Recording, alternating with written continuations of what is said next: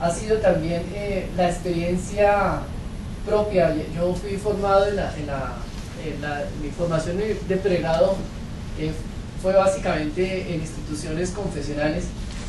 y, digamos, fui deformado en instituciones confesionales y después me ha tocado hacer un proceso que me recuerda aquella frase famosa de Platón de que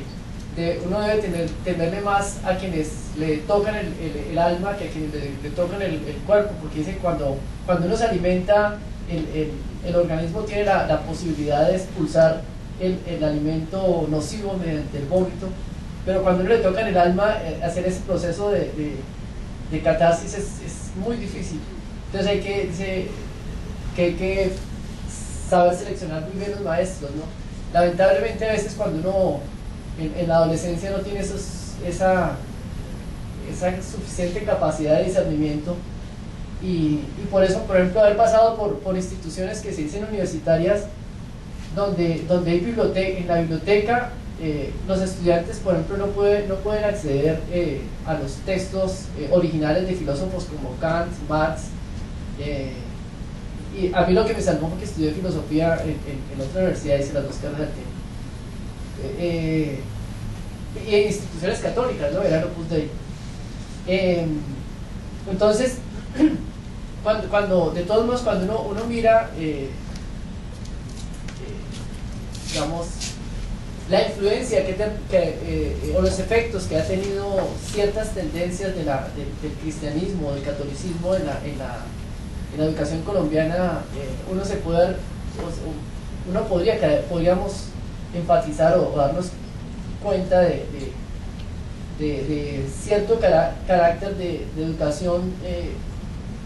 que efectivamente no deja pensar, ¿no? Es una educación de algún modo que propicia esa actitud de borregos, no sé, pues un poco a partir de la vivencia personal. Bueno, el otro punto, el punto de la meritocracia, hay una tesis que he venido, a partir de la lectura que he venido, o el análisis que he venido haciendo a unos trabajos de Múnera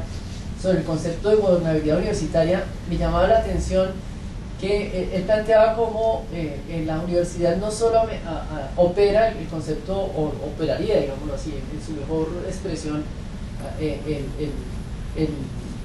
la meritocracia referida al estamento profesoral, sino que hace ver cómo, digamos, la dirección, digamos, sería cuestionable que la dirección universitaria operara solamente la meritocracia en perspectiva académica, porque no necesariamente el mejor rector es el que es el mejor investigador, el mejor académico. Entonces, no necesariamente tener una gran capacidad académico a uno le da la competencia suficiente para ser un buen administrador. Es uno de los grandes retos, digamos, y bueno, y también como, además de ese criterio de la meritocracia, incide ahí sí que la representatividad electoral, en el sentido de que, por ejemplo, decíamos en la composición del Consejo Superior, entran criterios que tienen que ver con representatividad, ¿no? O sea, pensar que haya representante de industriales, de extractores, ahí tiene que haber discernimiento de cuáles deben ser los criterios justos de representatividad en los cuerpos colegiados superiores. Ese era un comentario respecto a ese punto. Y el último que mencionaba Delphi, a mí me llamaba la atención el concepto de kairos como correlativo al de ethos, porque si uno se pone, si examinamos cómo en el trabajo político y administrativo uno piensa, por ejemplo, en el manejo de la información, ¿no? Claro que uno debe haber transparencia en la divulgación de la información, pero también hay tiempos para informar. No,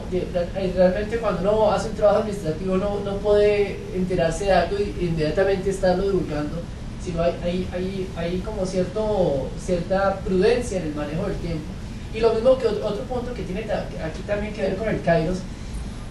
hace referencia a eso que decíamos de la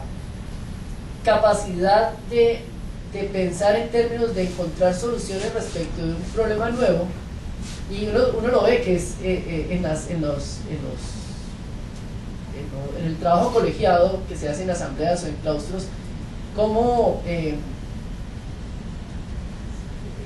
hay un esfuerzo por encontrar solución a un problema respecto del cual la norma no da luces. Yo creo que es un concepto que es novedoso y que digamos, nos proporciona una reflexión novedosa sobre la temporalidad y la reflexión, o lo que tiene que ver con en el juicio reflexionante. Y bueno, y el otro punto que es el que me hace caer en cuenta Albanubia con toda razón, claro que yo traté de limitar el trabajo, era a tratar de entender cómo es posible el espacio público, cómo se origina el espacio público al interior de la institución universitaria, pero con toda razón, efectivamente la institución universitaria está llamada a hacer presencia social, a ser como dices tú, una fuerza social imperante, que tenga efectos en el espacio público, en el mundo entorno. De todos modos, yo creo que es otra línea, otra veta de trabajo muy importante, pensar el concepto de pertinencia en términos de cómo la universidad debe hacer presencia, no solamente a nivel de extensión, pero también, por ejemplo, cómo se puede articular la educación superior con la educación secundaria. Es otro de los retos grandes que hemos visto aquí, o crear inclusive redes de universidades, que es una de las grandes metas que tendríamos de cara al futuro, redes de universidades públicas, que serían formas efectivas de hacer presencia y de ganar mayor legitimidad. Pero tienes razón, ese es un punto que está aún por desarrollar.